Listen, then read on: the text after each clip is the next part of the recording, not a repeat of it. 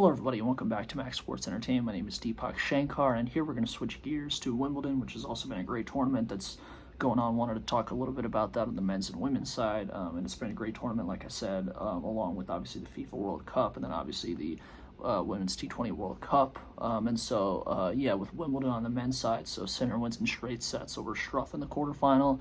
Djokovic beats Auger-Aliassime in a thrilling five-setter that went back and forth, and Auger-Aliassime showed great fight and great power, especially with the serve, but Djokovic, the veteran that he is, the savvy veteran, just winning the big points in the big moments, which ended up being the difference. And then Ferry with a shock, beating Kabali, ranked top 10 in the world as an unranked player, the local Brit in straight sets, unbelievable result.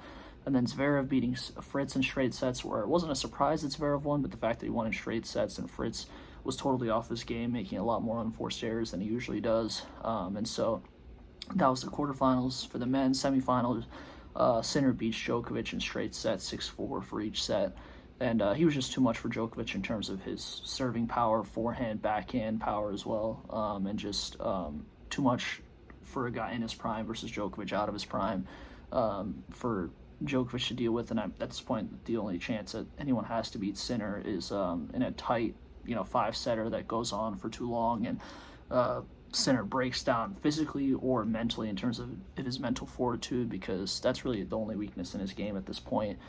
Because in terms of just raw talent, and if you can't extend the game out further, then he's going to beat you every time, outside of maybe Alcaraz, but not Djokovic at this stage, unfortunately for him. And then Zverev beats Ferry, the great story in the semifinal in straight sets, and sets up a Sinner-Zverev final where Sinner beats Zverev in 4 sets, and it was Zverev showed a lot of fight, especially in the first 2 sets, winning an unexpected number of longer points, but Sinner was just too much in the end, especially the last 2 sets in terms of, again, his natural talent, the stroke, forehands, backhands, and his serve, as well as overheads, volleys, and he takes home his 5th major singles title and 2nd Wimbledon, I believe, so congrats to him. And on the women's side, also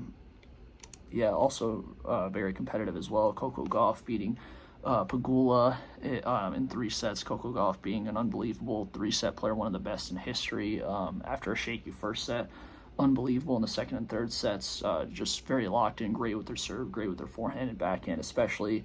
And then Muchova advances, beats Naomi Osaka, Noskova, so both Czech natives ranked top 10 in the world advance as well. And then in the semifinals, Coco Gauff loses to Muchova, so Muchova wins 6-2, 1-6, and 7-6, 12-10 in the tiebreak in the third set. And Muchova beats Coco Gauff at her own game, winning a classic in a 3-setter. And Muchova shows a lot of resilience and toughness, again, outplaying Gauff at her own game. A lot of great points, great rallies, unbelievable ends to points with diving volleys and great slices, drop shots, etc.